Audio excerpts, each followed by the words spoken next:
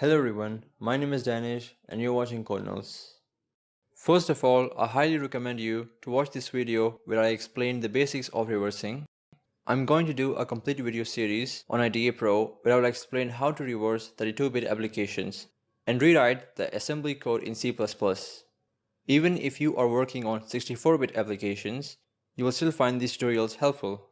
You must know the basics of C or C++. Even if you just know how to write a hello world program, you will still be able to understand reversing, because we will go from very simple stuff to advanced level. When we write some code in C++ and compile it with our favorite compiler, it is converted into machine code, which is binary, ones and zeros. Since it is very hard to read machine code, and we usually won't have access to the source code, we convert the code to an understandable language, which is assembly. The conversion from machine code to assembly is done using a disassembler. This is where IDEA Pro comes in. It is not only a disassembler, but it also comes with a decompiler, which can decompile the machine code or assembly to readable C++. Let me show you how simple it is. Launch IDEA Pro and open an executable in IDEA.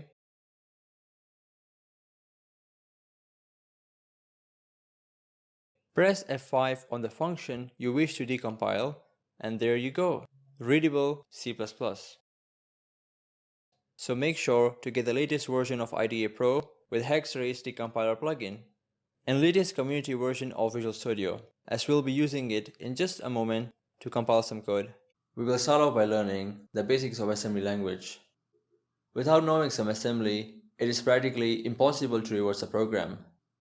The reason why I have the class and its member names in IDEA Pro for this IDB file is because some hackers added them to this IDB file of GD San Andreas executable. You probably won't have them if you created a new IDB file by opening an executable. You don't need to worry. In the next video, I will explain how to reverse classes and add them to your IDB file for better decompiler output.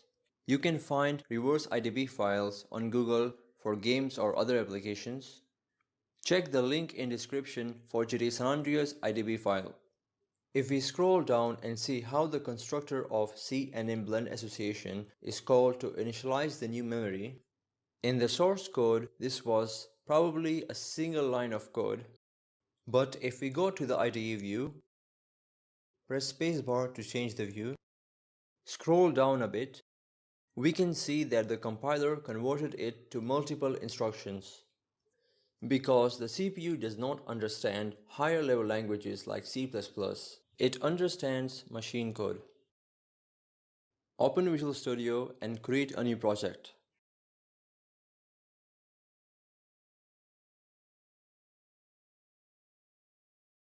Name it whatever you like.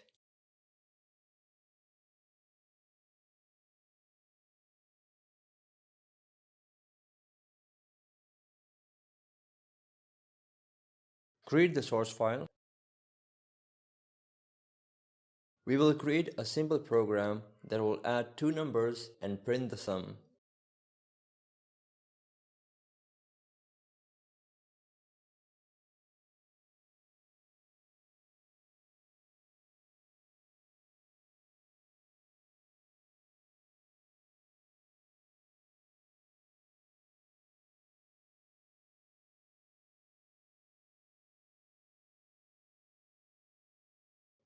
Choose debug mode for compiling so we can place the breakpoints. Add the getChar function so the program doesn't exit. Press F5 to debug the program. That executed really fast.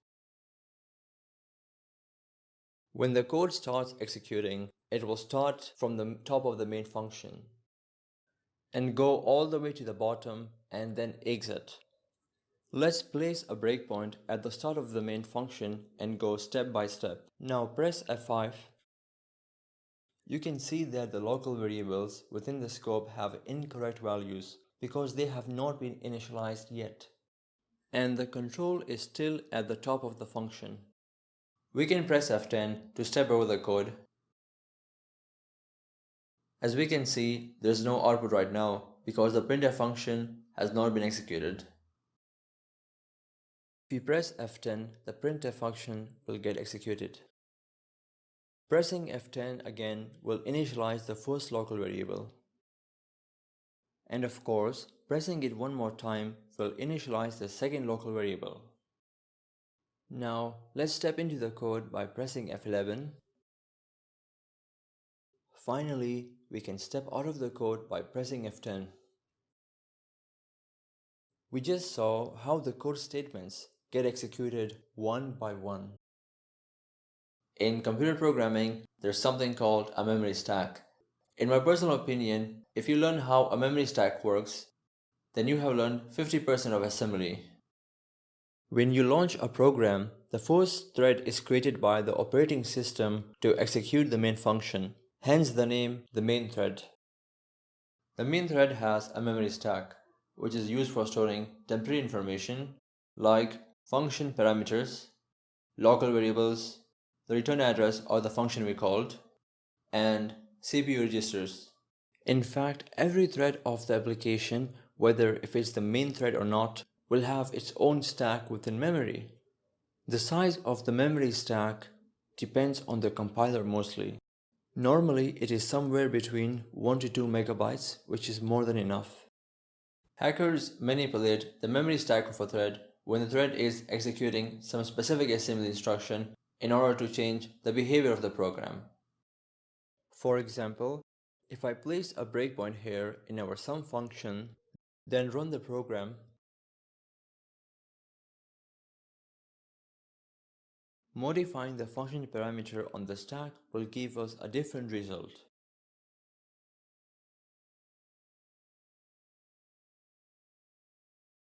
To understand better how a memory stack works, let's create a new project.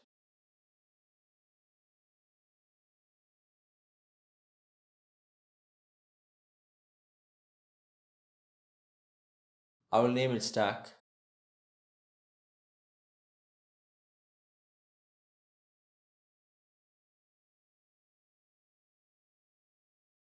I wrote some code with a few functions. Let's see how the data gets pushed and cleared from the stack. This time, we'll add the getter function at the start so we can attach the debugger before the program ends. Let's build the project.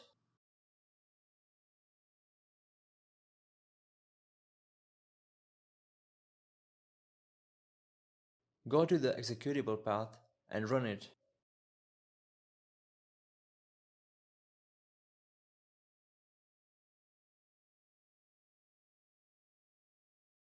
Attach the debugger.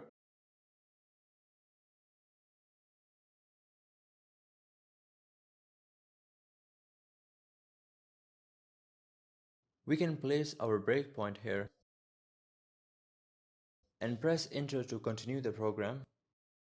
We can see that the control is at the start of line 21. Below the data of the main function, there is other data on the stack because it called our main function. If we press F11 and step into the print balance function, the first thing that gets pushed on the stack are the parameters A, B, and C of the print balance function, and then its return address. If we continue the execution, the program will create space for local variables, which are James' balance, John's balance, and David's balance. This space will also be created on the stack because it's temporary data. We can go on and press F11 to step into the print balance sum function. And once again, the function parameters and return address will be pushed on the stack first. And then the control will jump into the function. Visual Studio allows us to navigate the stack on the right side. We can view and edit the function parameters, local variables on the left. This is the data of the print balance function which was pushed on the stack. Now, if we keep pressing F10 and step out of the function, the temporary data of the print balance sum function gets cleared from the stack. And the control goes back to the return address, which was on the stack before it was cleared. Same thing will happen if we step out of the print balance function by pressing F10. Its temporary data gets cleared and the control returns back to the return address. This process will continue till the program ends and everything that was on the stack gets popped off, unless the program crashed. If the program did not exit properly, which means it crashed, it will output a crash dump file, and programmers can open it with Visual Studio to see what exactly was on the stack when the program crashed. So the stack data is very helpful in this case, and it helps a lot in fixing crashes. We saw how the stack works, but Visual Studio did not show the entire stack. There is some other temporary data pushed on the stack when we call a function and popped off when the function returns. To understand properly what this other temporary data is and how exactly it is pushed and popped from the stack, we first need to learn some assembly. Without further ado, let's jump straight into it. On a 32-bit program, we use 4 general purpose registers of the CPU: EAX, EBX, ECX, and ADX. You can think of these CPU registers as temporary storage within the CPU, just like RAM, except CPU registers are super ultra fast when you compare them to RAM. Each of these CPU registers can hold only 4 bytes of data at a time, which is 32 bits. They are literally used throughout the code because in assembly there are no variables. In assembly, the most commonly used instruction is the move instruction because it is used to move data into registers and memory. For example, if we wish to move the number 15 into EEX register, then we write it as move EEX15. And if we want to move data from one register to other, let's say from ECX to EEX, then we write it as move EEX ECX. For move instruction, the value from the right operand is moved into the left one. Let's see how we can use the move instruction to write a health sheet. In GTA San Andreas, when CJ falls from a height, CJ will lose some health. We need to disable that. Launch Cheat Engine, open the process. Let's find our health memory address. The maximum value for CJ's health is 100.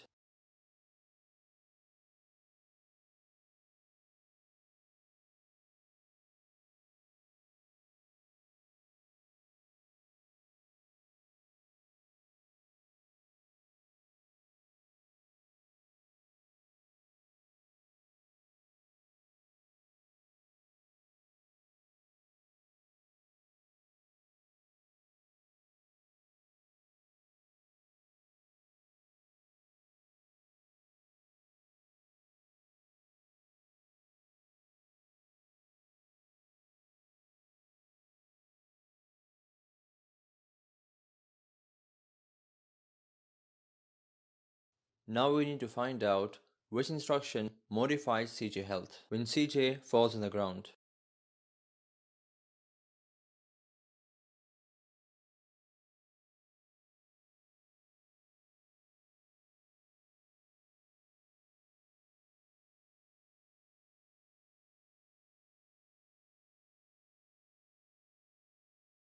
This instruction modifies the health of the player.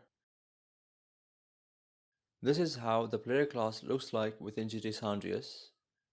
There are other members within C player class which come before the health member, and these other members take a total space of 540 in hexadecimal. So the offset 540 is used to access and modify the health by the assembly instruction. These 3 assembly instructions are generated by the compiler from this code statement. The player health is decremented by the damage factor, and the result is stored within the new health variable. But as we know, there are no variables in assembly. The compiler will instead use a CPU register. And here the EDX register is used to store the new health. And this instruction probably comes from a code statement like this. The value from the EDX register is moved into the health address of the player. Now we want to replace this instruction with a new one, where we will set the value of new health variable to 100, so our health always stays at 100. Since we're dealing with a floating point value, We must convert the value 100 to hexadecimal because floating points are basically hexadecimal values in assembly.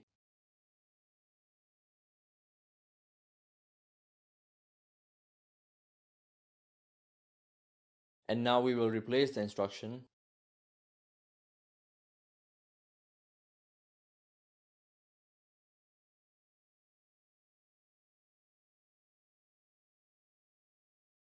This will make sure that our health always stays at 100. If we try falling again, we will not lose any health.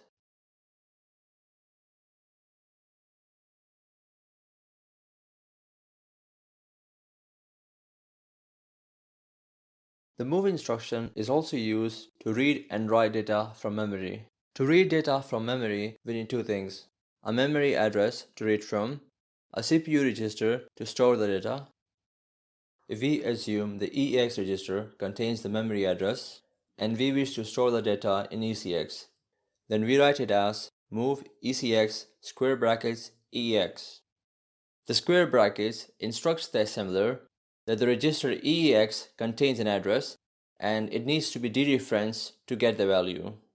This moves the 4 bytes of data from the memory address into ECX because the size of ECX register is 4 bytes. And similarly, to move some data into memory from a CPU register, move square brackets the register with the address and the register with the data to move the data from. This will move the 4 bytes of data from ECX into the memory address which is stored within EEX. Now imagine if we have some C++ code where we define a Boolean type local variable.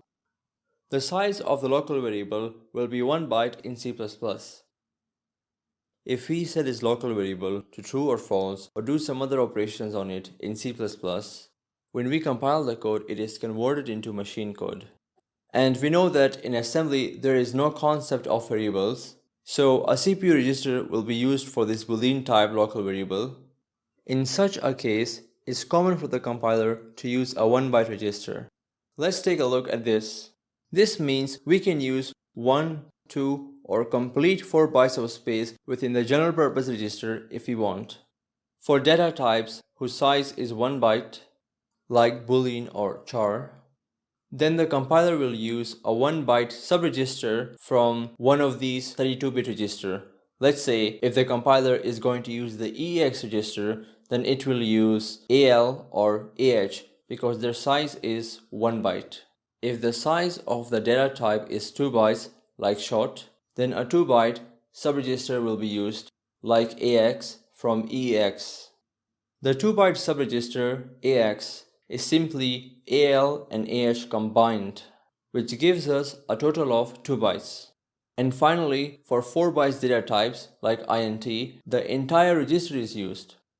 You might be wondering, how do we use these subregisters in assembly from EEX when we are dealing with 1 or 2 bytes of data? Well, we just casually write their name. For example, we are assuming here the EDX register contains a memory address. So only 1 byte of data will be moved into the AL register from the memory address because the size of the AL register is 1 byte. Technically speaking, the CPU will access 4 bytes of data from memory instead of 1 byte if it is a 32-bit program, but since the size of the AL register is 1 byte, it will move only the first byte from the memory address into the AL register and the remaining 3 bytes are discarded. And to read 2 bytes of data from a memory address, we simply use a 2 byte register, like AX, BX, CX, or DX. Similarly, for reading and writing 1 byte of data from or to memory, we use one of the 1 byte subregister. We can also write it in English to avoid making mistakes. This instruction will move the value 5 into the memory address stored within EBX. It will write only 1 byte of data into memory as we specified byte PTR. If we wish to move 2 bytes of data into memory, then we change it to word PTR. Word in programming is referred to 2 bytes of data. And for 4 bytes of data, we change it to dword PTR. dword in programming means double word, basically 4 bytes. It is completely up to us which general purpose register we use or how we wish to do it because we are in full control. Each of these general purpose register has a name. EAX. AX stands for accumulator. Return value of C++ functions is normally stored in EAX register. EBX. BX stands for base. It doesn't have any specific use. It can be used for almost any general purpose. ECX. CX stands for counter. It is normally used in loops for counting. EDX. DX stands for data. Just like EBX, it doesn't have any specific use, but it can be used for any general purpose. We will create a new project for writing some code in assembly.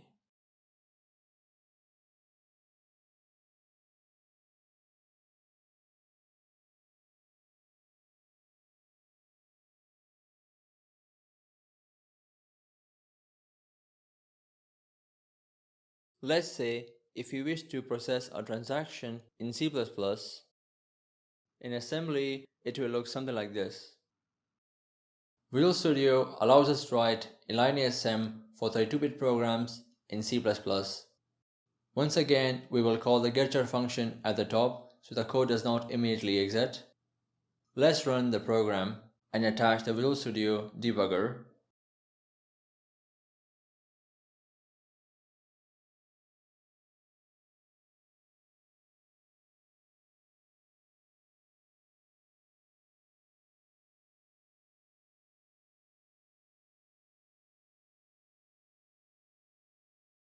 First, the value 130 is moved into the EAX register, and then the control goes to the second instruction and moves the value 50 into ECX. Then the compare instruction gets executed.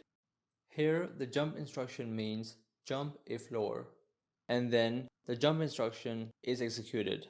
In this case, the result of the condition is false, as EAX, which represents our balance, is not lower than ECX, so the jump is not taken and the control goes to the process payment code. Now, if the balance was less than the payment amount, then the control would have jumped to cancel payment code. If we take a look at the unconditional jump, which is simply written as JMP in assembly, this jump is always taken no matter what because it doesn't check for any conditions. The final thing that we should know about the compare instruction, it is always written before the jump instruction. It takes two operands and it will subtract one operand from the other and set some CPU flags. Then the jump instruction will use these flags to decide whether to take the jump or not. We don't need to worry about these flags because the operating system will handle the jump for us, but it is good to know how things work. Here's a list of other conditional jumps. Each of these jump instructions will look for specific CPU flags, and if they are set, then the jump is taken. Otherwise, the next instruction, which comes after the jump, will be executed. These CPU flags will either contain the value 1 or 0. 1 means the flag is set and 0 means it's not set. We don't need to worry about them in reversing. Seriously, we don't. In my opinion, the only important thing that we must know about them is that some of these flags are used by the jump instruction to decide whether to jump or not.